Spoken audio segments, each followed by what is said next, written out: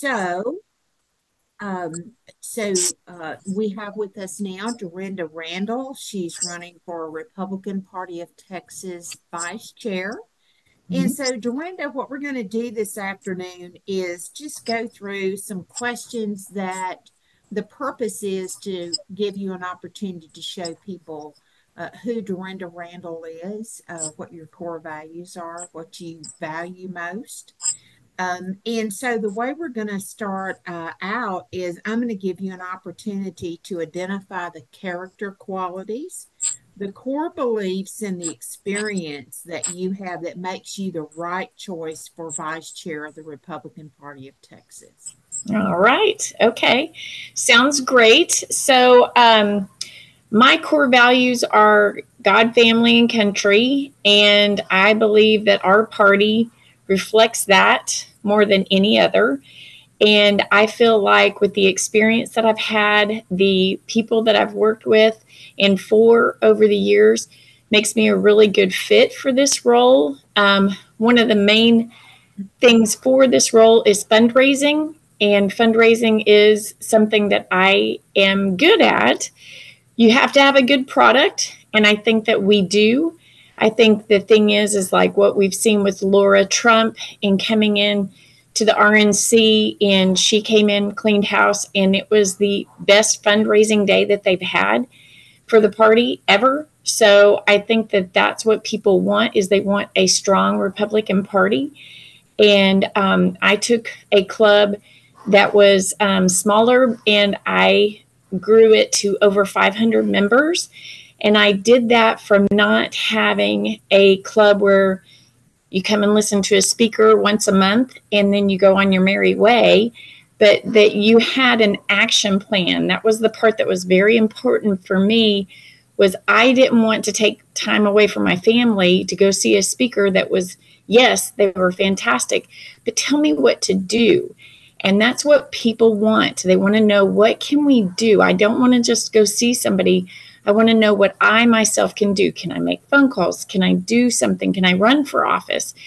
Those are the type of things. And also, what we did is we got our backbench ready for people that were strong conservatives to run for office. And so, the other thing is that when I ran that club, I came up with other types of ways for fundraising, and we grew our fundraising capital to double what it was. So that was pretty exciting as well. So I feel like this role, more than any other that I've ever seen, because I, of course, being in politics as long as I have been, I've seen a lot of great candidates, and I've seen a lot of interesting positions. But this is the first one that said, you know what, this is exactly where I want to be, because I feel like this might be our last election, honestly. And that's how I feel. And we need strong people that believe in the Republican platform to stand up and get people motivated off the couch and get involved.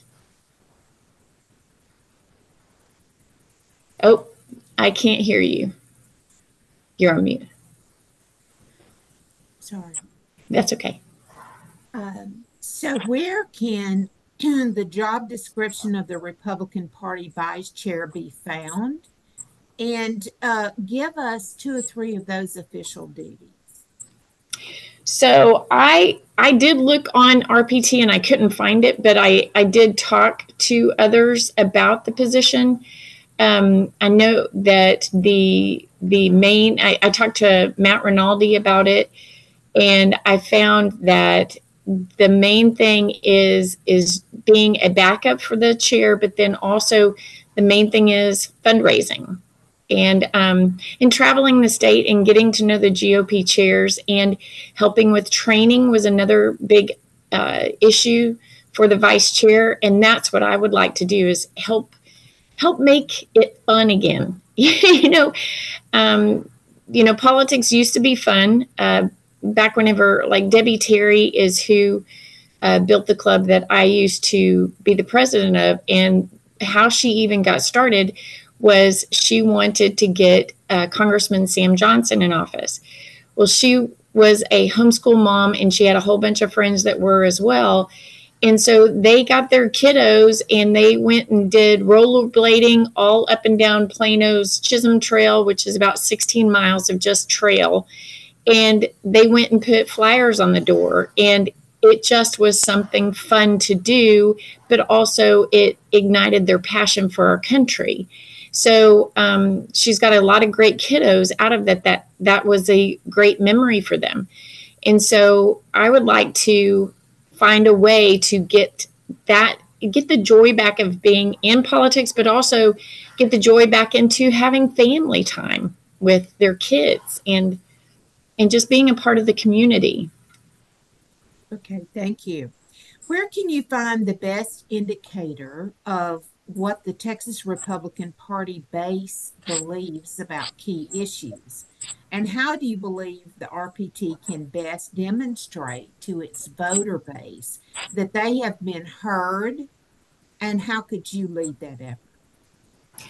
That is a great question. So, because I feel like that's a lot of the reason why we have some issues today is because some people in our party do not feel listened to. And I completely understand that. I've been one of those people.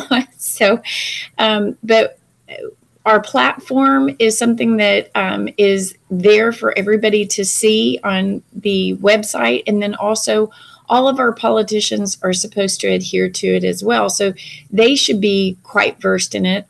What I love about the Republican Party is that we believe in bottom up, not top down. And so for us, we put the power into the precinct level for our precinct chairs. The precinct chairs then report to our SRECs. Our SRECs report to the state or in conjunction with the GOP chairs. So it's all a family unit. And what I would like to do in my desire to get people more involved is one thing that I've learned out here in Houston, because now I was in Collin County for years, for decades. And so I'm not going to tell you how many decades, but anyway, I was out there. And so coming out here to Houston, it's kind of nerve-wracking because of being somewhere that was deep red at the time. And then coming out here, everybody thought that it was going to be so blue and I was going to be miserable. But in fact, what I found is a lot of people out here are pretty strong Christians and strong conservatives. And the one thing that they did is they didn't say this, but in my opinion, this is what they were about, is shut up and block walk. If you're going to complain about who is not doing what or what isn't being done on the party level, shut up and block walk. And we were able to flip over 3 school boards out here because of that. Now, I have worked many years on different school boards, and they're one of the hardest things to overturn. You can get 1 or 2 candidates every once in a while, but what we did is flipped entire school boards. And the way that we did that is block walked. Our goal was 50,000 houses. We did that, and that's how we got them done. And, the left helped us out by being utterly crazy in what they were doing in the schools. But that's what I've learned out here in Houston is it's just no nonsense. And hey, how are you doing? Let's go block walk. And so I love that. Okay, thank you. So what a little sidebar to that are the ballot propositions that show up on the Republican Party primary ballot. Do you think that those propositions, the outcome of those elections and what the base had to say about those should in any way form the basis for which how we move forward with the Republican Party agenda? Definitely. I mean, as you know, the only ballot that was not approved was sorry about my dog. But the only one that wasn't approved is approving for judges to be older than 65 in order to be a judge, and everything else was overwhelmingly voted on by the Republican base. And so I look forward to all of that. The one question that I got, because I'm a precinct chair out here in Harris County, is the question that I got over and over again was, so how are we going to do if we get rid of property taxes? What are we going to do? And, you know, I told them there's other taxes that are out there. The sales tax, that's how you can equal out everything, is have sales taxes. They would increase, but also that would be how you raise revenue if you're doing away with property tax. I think that one's going to be a little bit more painful and to articulate, and how to keep the funding for our schools and everything else if you get rid of the property tax. But it was overwhelmingly something that the voters wanted. Okay, thank you. What are some examples of actions you believe that represent clear violations of the party's core principles? I guess our core principles. I mean, we are for life. We are for. And this is a two-part question. So I'm asking you. So let me ask this a different way, Dorinda. Okay. Current party rules allow for the SREC to censure a Republican office holder that violates the party's core principles. Do you believe we should have this rule? Why or why not? Okay. Well, the SRECs, I do believe it is their job to adhere to what the rules are. If we don't have any accountability on any measure, then why are any of us here? You know, because I do think that either we are Republican or we're not. And the hard job for the SRECs is they do have to come against the hard issues, and they're the ones that are working with the legislators to make sure that they adhere to the Republican platform. And it's a hard job. And it's not easy. It's not for the faint of heart, but they're the ones that we have put in power to make sure that we are listening to the precinct chairs, listening to the constituents, listening to our platform as well. Okay, so the second part of that then is, can you give any examples of some things that you believe that a party official could do that would represent clear violations of the party's core principles and that would render them subject to a Rule 44 censure? So I do think what happened with Dade Phelan and the censuring of him, I think that was totally fair. Here we had 5 special sessions to try to get legislation over the board, over the finish line. And, because we elect Lieutenant Dan Patrick, we were able to have organization, and we were able to he made sure that our platform was adhered to, and he made sure that legislation got past the finish line. On the other hand, you have on the House that constituents don't get to vote on their House Speaker. They leave that in the hands of their House reps. Overwhelmingly, Republican voters asked for somebody not to be appointed that would favor Democrat chairs. Unfortunately, because of how it rolls out, they picked Dade Phelan, and then we went into special session 5 times or 4 times. And that's $2 million a pop every time that we go into special session. Whereas every time when it came to the Senate side, Dan Patrick had all those bills that were a priority right on his desk, already signed from the Senate, ready to go within 2 to 3 days. Not the case on the House side, unfortunately. And I think the gamemanship there hurts our side dramatically, and it hurts those state reps that think they're doing the right thing by voting for Dade Phelan, and yet he's not doing the job that we have asked and what we expect as Republicans. I mean, the thing is the Republican Party is our last line of defense. It really is. With everything we're facing, with Title IX being done the way it is with Biden, if we don't have a strong Republican Party that stands up against this, then, again, what are we here for? Because that's what people expect. They want somebody strong in there. And when we hire somebody that goes against everything that we need right now, it really is. It's really sad, and it's got to be fixed. And that's where I sit on that. Okay, thank you. If you are elected, what tangible metrics should Republicans use to determine if you have been successful? If I have been successful, I think that the party will be stronger.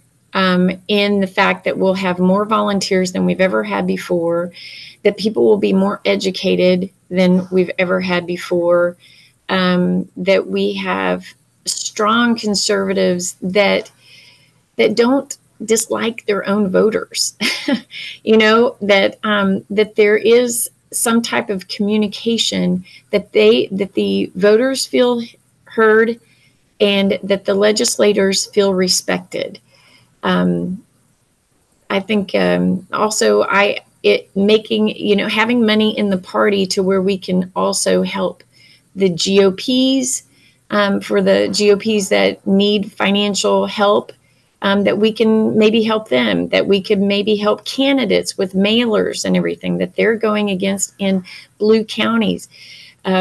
Also, having the money to help judges, Republican judges, get in Harris County, giving just as much as we possibly can without hurting the overall budget, but having something that people go, you know what, giving to the Republican Party of Texas is really a good idea because they get the voters out there and they get us volunteers. Because I would love for us to have a database that really pulls together in volunteers, and then we disseminate the volunteers to the different GOPs effectively and sharply and timely. Okay, thank you. So if you're elected vice chair, in your capacity of assisting the chairman raise funds, what percentage of the party's yearly budget would you like to see in donations of $100 or less? And what would the RPT need to do in order to increase these lower dollar donations? Well, mainly we have to give a good product. I'm in sales, and if you don't have a good product, you don't have any business.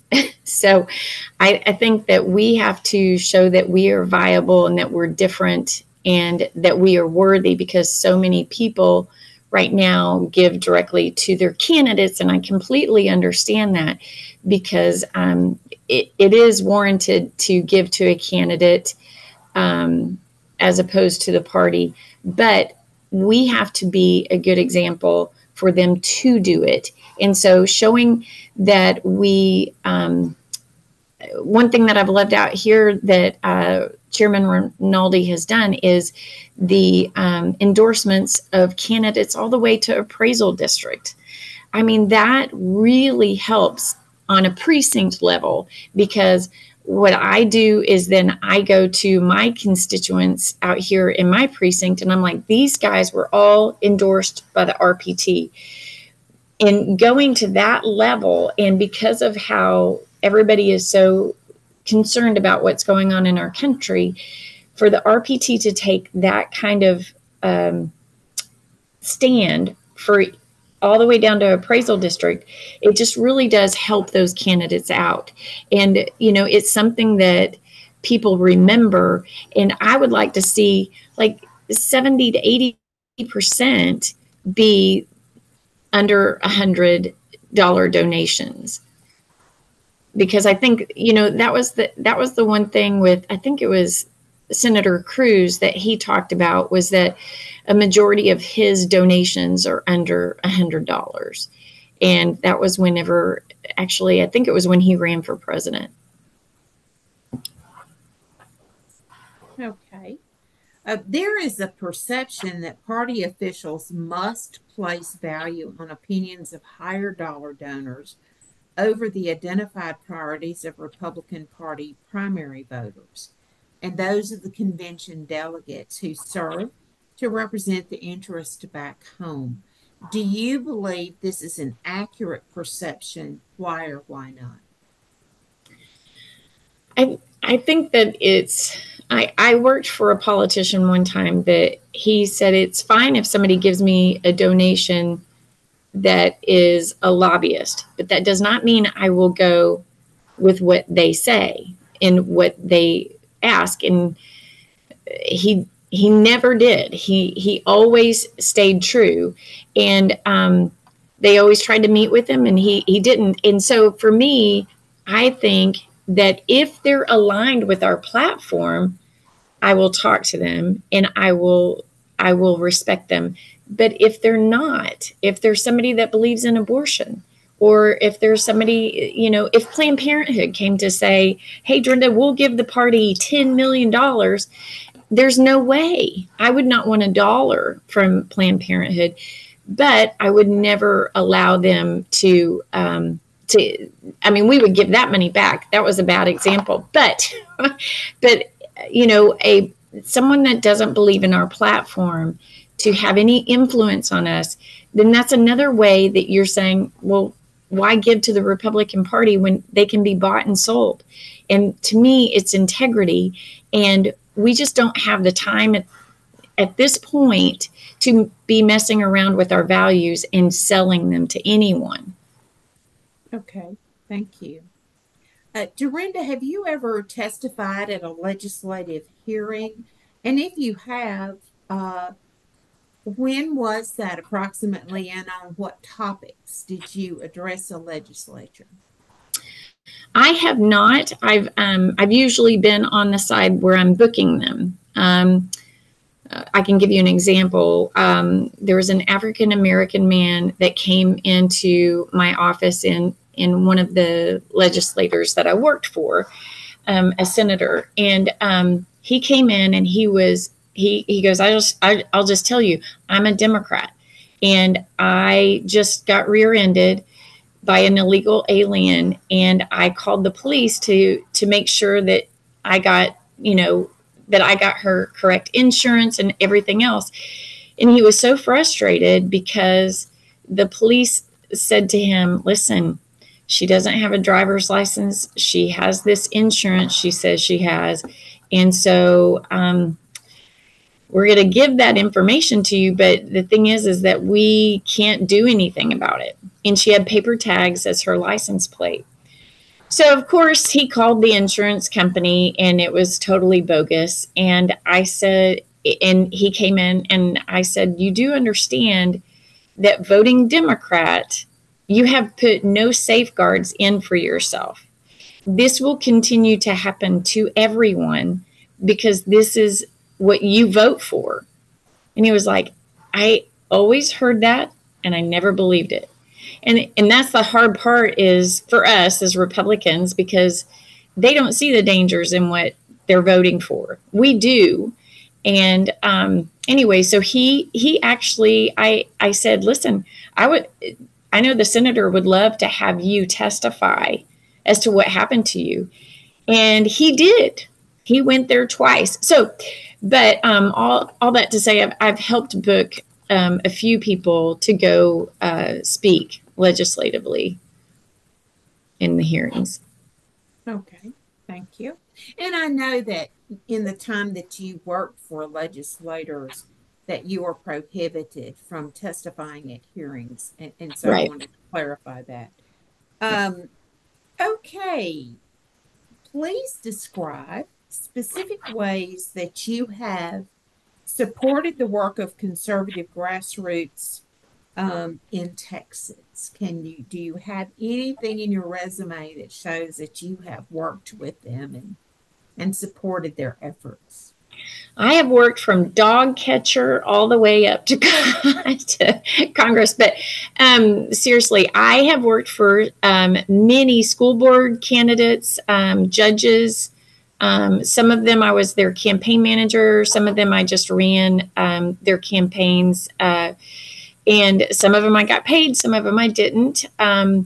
I worked for, I've worked all over the state. I've worked for a congressional candidate out in Tarrant County. I've got a ton of volunteers out there that I still talk to and that I'm very close with. And that's the other reason why I think that I would be a good fit for this position, because of the fact that I have worked all over the state.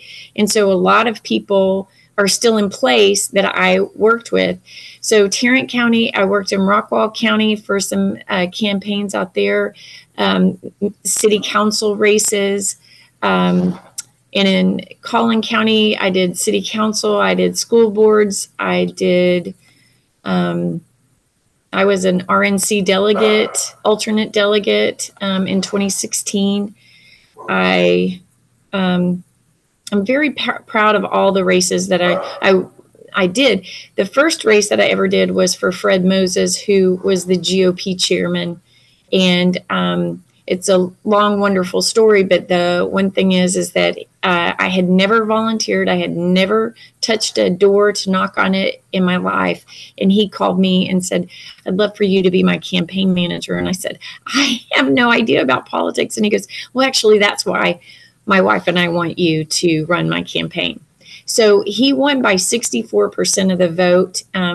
Just an amazing human being. And that was it. I was hooked on politics and getting good people in office that had a heart for service. And he showed me so much, and I'm forever grateful, because I romanticize about the America that we used to have, and him and all the ones that I have helped put in office or hugged them when they lost.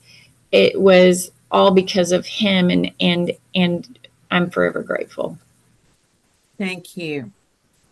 And so the next couple of questions will be policy related questions. Do you support legalizing casino or online sports betting in Texas? Why or why not?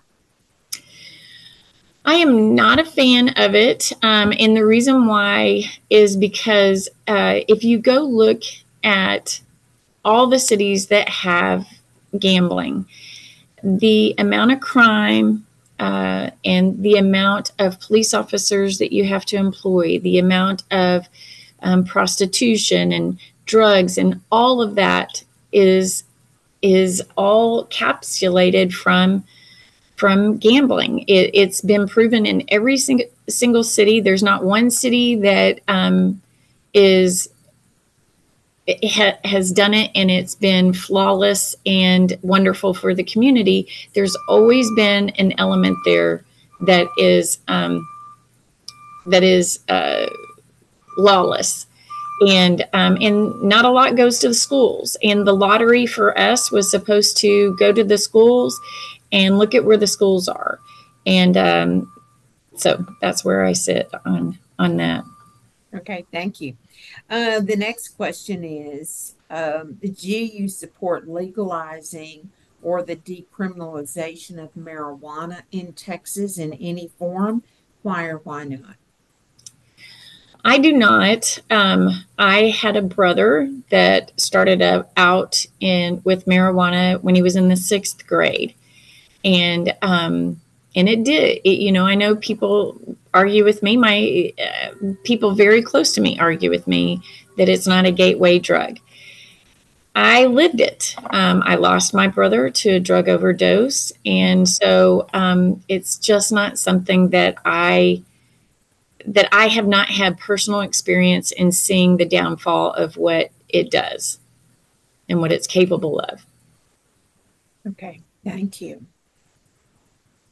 Do you believe the RPT has done and is doing enough on election integrity and ballot security? And explain your answer. Be as specific in the different areas of election integrity and ballot security as you feel comfortable expressing. So I do believe, as Senator Hall believes, that the electronic machines are just not. There's really not a way to make those accountable. I don't trust them. I do like the ideas that he has put forth, which is that you can have a paper ballot that goes that shows who you voted for. You could feed them into a machine, but you can have an audit number that goes directly to your vote and what to the machine that takes the tally does. And to me, I think that's the best way. um, I saw so many shenanigans here in Houston, and one of the things is we ran out of ballot paper, and that is because we had electronic machines that had the ballot paper, but it could happen again. I mean, if we went to straight voter paper ballot, the Democrats could do that as well. Is just run out of paper, only in the Republican precincts, by the way. So I think that is where we need to shore that up. So then that way we can have some stability when it comes to the voters in ensuring that their vote isn't being wasted. Okay, thank you.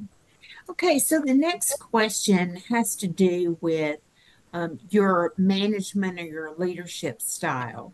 So, describe uh, what your techniques, your tactics are to persuade or influence others to work with you or to see your way on an issue. Well, I'm a very vision oriented leader. And so, and with me, I had 40 women on my board, and 40 type A women that feel that feel like the country is falling apart can be a lot for somebody to manage. But I was able to do it. I did it by giving a vision, making sure we were marching to that vision, and I didn't have anybody quit on our leadership team. They all were motivated. They were wonderful. They put through. We fulfilled all of the goals that I had. Some of my goals were to try to get younger women involved in the party. And one of the ways to do that was to take out the word Republican and do something that went with the younger generation. And so I did one on schools for young mothers. And so we catered a lunch. We had wonderful politicians that helped with paying for that. And then all of us put our own chump change in as well. But we also had the fire department came out. We also had a bounce house. We had the lunch provided, but we had the superintendent from Richardson ISD. We had a charter school superintendent come out. We had the Texas Homeschool Coalition come out, and we had a private school come out. And we didn't take any sides on any of it. We just wanted the mothers to hear. And it was really great. We did get some amazing young women that joined, and we had about 40 that showed up. So when you have a vision that makes sense, and all of those women contributed to the success of those, because we did another one on cybersecurity, and all of the women contributed to it, and it was highly successful. Well, when you have something like that be successful, then you can do the next thing, and you can do the next thing, and you get more and more inspired women, and women that want to contribute and make a difference. And that's what we had, and it was a phenomenal group of women. I couldn't say more about them. Thank you. Think about a conflict or a fork in the road experience in your life, Dorinda. Maybe one that was painful or that had long lasting impact. What shaped your decision making during that time? and your actions? And how did that experience inform your decision making today? Okay. I can tell you about me. I was my mother had me out of wedlock. My father was actually, he did not want to have anything to do with me. He asked her to have an abortion. And my grandmother, who was my soulmate, actually thought my mother should have an abortion. And my mother was a wild one. And, but she didn't. She was 23, had no money, and she went back home. And I was the only one in my family that had red hair and could not get a suntan to save her life, whereas all my other family members were brown hair, brown eyed, like you. You're probably one of them. But anyway, and could get a tan going out to the mailbox. So I asked my mom, and now my mother did marry, and he adopted me, and when I was 2, so I always thought he was my father. So I went to her and I said, why am I the only one with red hair in this family? And she goes, oh, we prayed and prayed for a redhead, and God gave us a redhead. And I remember hearing that, and I was like, I'm in the 3rd grade, and we're studying gene pool right now, and I think that's not true. So my other grandmother of the guy that had adopted me, his mother, said to me, you know, I have always loved you like you were my real granddaughter, even though you're not. And I was like, I knew it. So I went home, and my mother said, we didn't tell you? I could have sworn we told you. So anyway, so I got a little bit of the story about who my father was. And so one day when I was 18, that's a long story, so I'll cut it as short as I can. I went and found him, and he flew me out to California, and lo and behold, that's who I looked like. And he went to go tell his mother and his 2 sisters in Pennsylvania. And my aunt, who's very liberal, said, I'm going to go meet her. And he said to her, and she told me this, once you meet her, you'll understand why I no longer believe in abortion. Now, I was in the generation where they sold us that bill of goods about, you know, it's just a clump of cells. And so when I heard that, it forever changed me, because I said to myself, if I was meant to be here, so was everyone else. And it really hurt me that I ever thought that my mother's choice could have been differently. And I wasn't a choice. I was a human being that loves life. I'm thrilled that she gave it to me, but I'm not more worthy than any other. And I have built an incredible family and some incredible men. And I am thankful to God that has happened in my life, has come out the way it has. But it's funny. I can tell that story, and I can tell it to a few Democrats, and I have, and they all just sit there dumbfounded, because I am not anything special, and everyone deserves a shot at life. Thank you. Thank you very much. Okay, Drinda, so let's reflect a few moments on the state of our state and on our nation with the serious challenges that are in front of us. And in many cases, it's good versus evil. So cite what you believe are the 2 biggest challenges for the RPT, and how the RPT should uniquely lead on these issues, and what are your ideas about doing so? So I think for us, it's illegal. It's illegal immigration, but it's election integrity is number 1. Because if we don't have election integrity, nothing else matters. You know, especially with how many illegals the Biden administration has allowed to come in here, especially into Texas, hoping that he can flip us over. But, and who knows, you know, until we get to November, what's going to happen. But I think that's the biggest thing. And we do need to close our primaries. if you're against closed primaries as a Republican, I need to know why. Why would you be comfortable with somebody that doesn't believe the way we do and they want to have a voice in who we have that represents us as Republicans? So that's where I think our biggest two things are election integrity and illegal immigration. Okay. Oh, and the other thing that I'm passionate about is schools, is getting this crazy stuff out and just focus on academia. Just shut up and teach.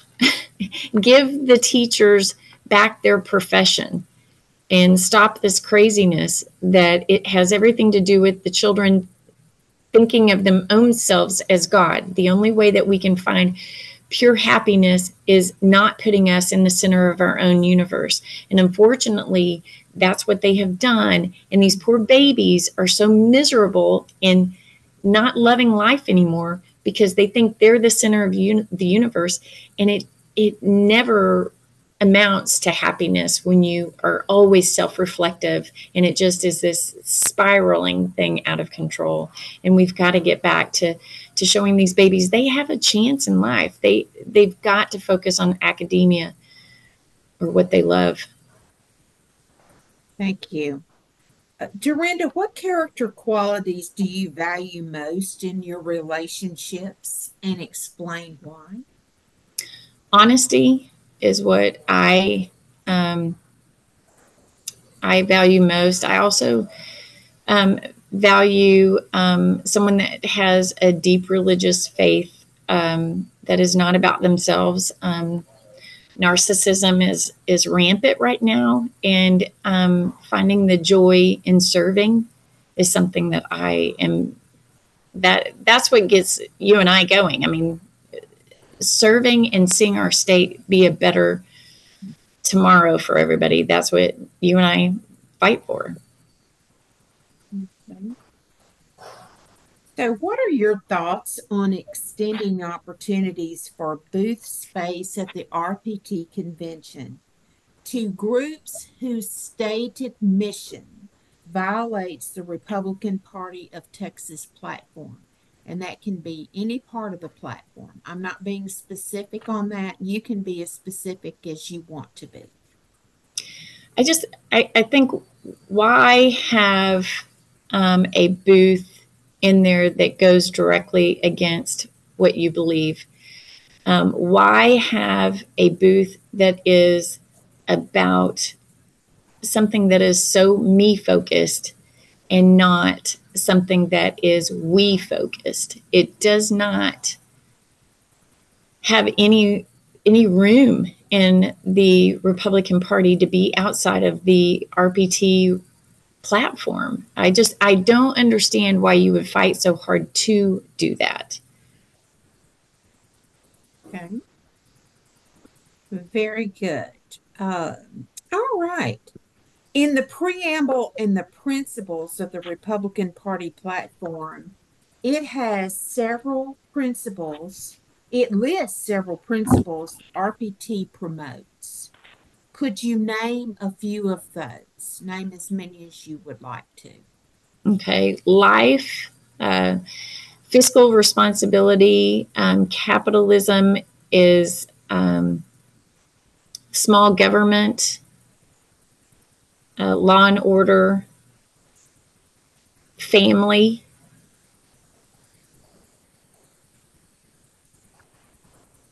and trying to think of all of them. Um, our faith, practicing your faith in freedom, in freedom, free speech. I, I think that's it for now. Okay. Okay. Okay. Thank you.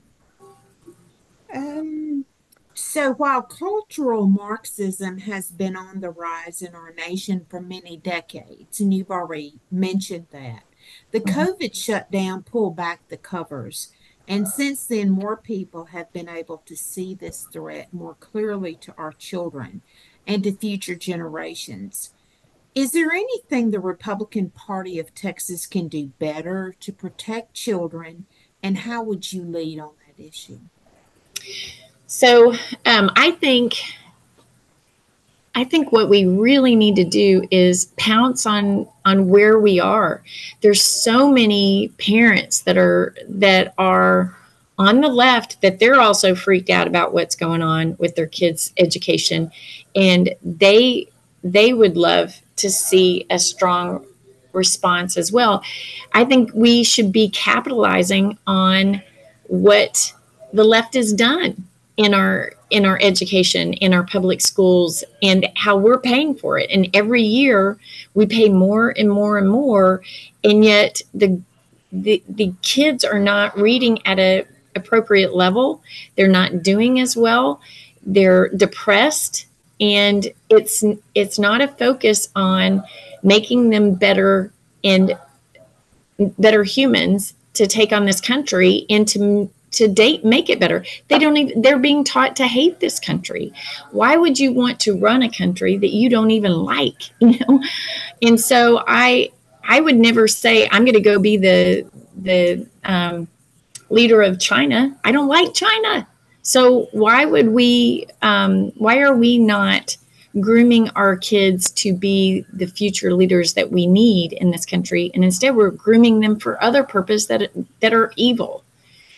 And I think, and that's all that to say, I think it's a great time right now to really capitalize on the amount of families that are seeing what's going on and that are concerned. And we have a lot of Black Americans that are looking at us for the first time and saying, you know what? Trump was better. We were better off when Trump was president. Them wanting men to be in women's locker rooms, that is bizarre. And fighting that hard, and all they talk about is the need for abortion, and that's all they've got. Whereas crime is high, taxes are high, all of these things, and then you want to couple putting children at risk, and then their academia is suffering. So I just think the time is now to really communicate to people that feel disenfranchised by the Democrat Party, and to because they also see what's happening at the border, and the left keeps saying the border is secure. No one believes that. No one. And so I just feel like that's what we need to be talking about endlessly, because poor Trump is busy being in all these court cases that he doesn't get his voice heard right now. He's having to stay quiet all the time and not able to campaign. Well, the Republican Party needs to be yelling from the rooftops. These are the things they are for. Will this lead to a successful country, or will it not? Okay, thank you. Okay, so now this is a question that I would like for you to be very specific about, because of the responsibilities that the vice chair has. Okay. In your most current role, how have you fought for the Republican priorities as identified by the primary voters and those priorities that are elevated from the convention level by the delegates? So how have you specifically supported those priorities? Because frankly, Dorinda, what a person has done in their past is a pretty good indicator of what they'll do in the future. So take what you've done in the past and project that out into what you would do to help the grassroots to pass those legislative priorities. So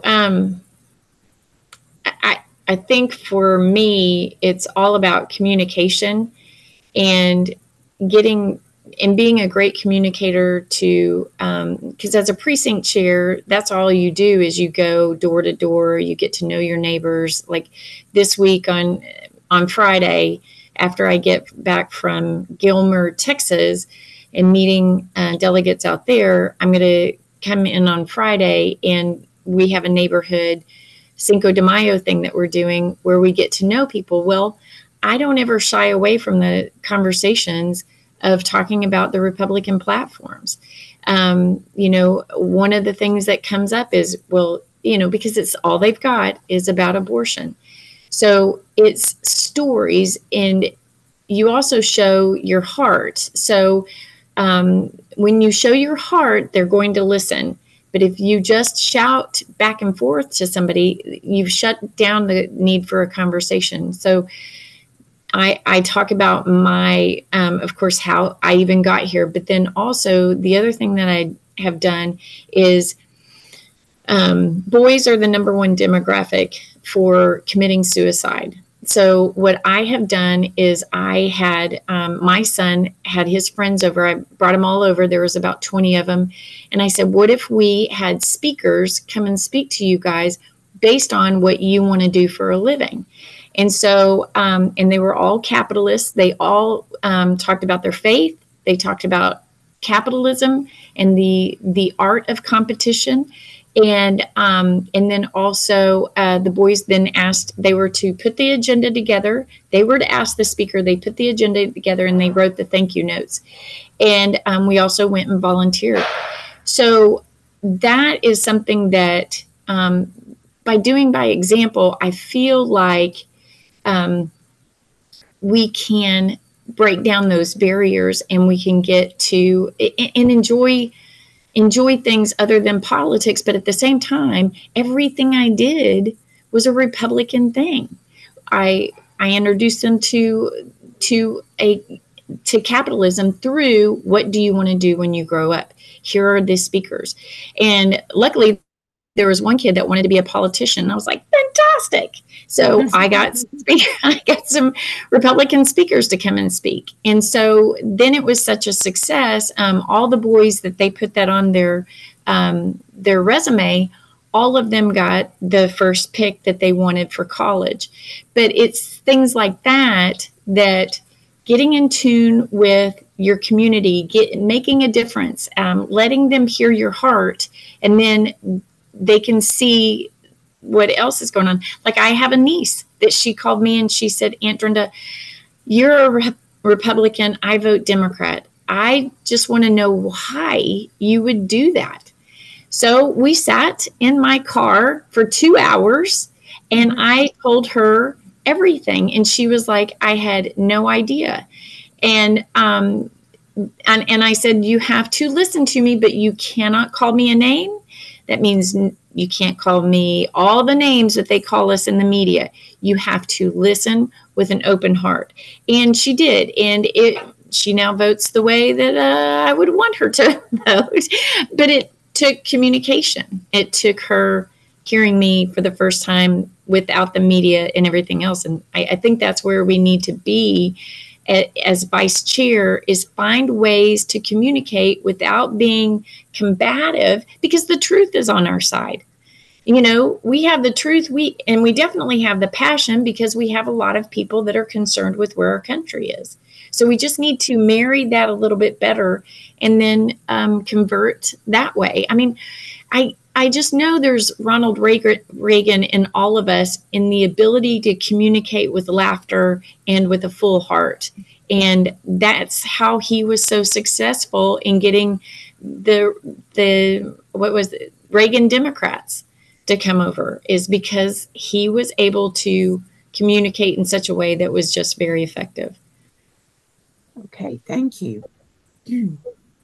Okay, Drinda, we have come to the end of this interview session. So now you're going to have a chance to close the deal.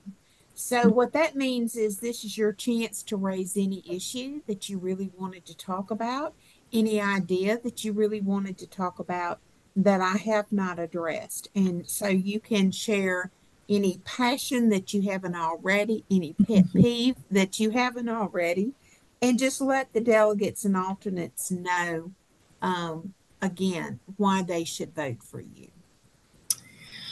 Well, thank you very much. I had heard that your interview process the vetting was going to be the toughest around. So this was my first. So I've had the toughest. And so now everything else will be like a Howard Stern interview, like it was for Biden. It'll all be a cakewalk. But I feel like you went over everything. I don't feel like I have anything left other than, we're looking at our country and we're looking at this new campaign that they have coming up. We all know it's coming. It's the second Summer of Love that they're doing with the students. They're using the students again with this whole Palestinian mess that they're doing, and these kids don't even listen to what's going on. And Senator Cruz brought up that it's a very orchestrated event because all of their tents are the same color. All of their clothes seem to be the same. Everything seems to be very well orchestrated, and we need a strong Republican Party. And the thing is what I don't like is that Florida seems more conservative than Texas. And that is because the governor really did something about cleaning up voting, and that's where we need to be as a party as well.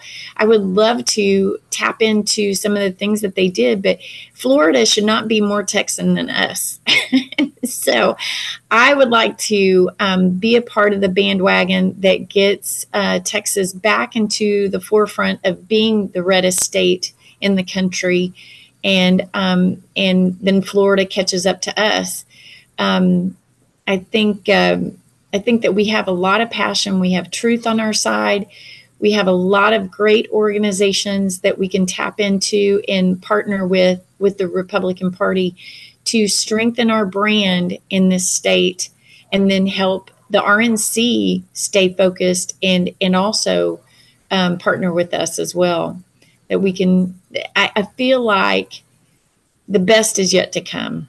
Because we've been in the trenches now, and we see what they are selling, and our country is at a crossroads. Either we are going to shape up, or it's going to fall. Divided we fall, and we have to come together. Thank you, Drinda. We appreciate your time this afternoon. Good job. All right. Thank you.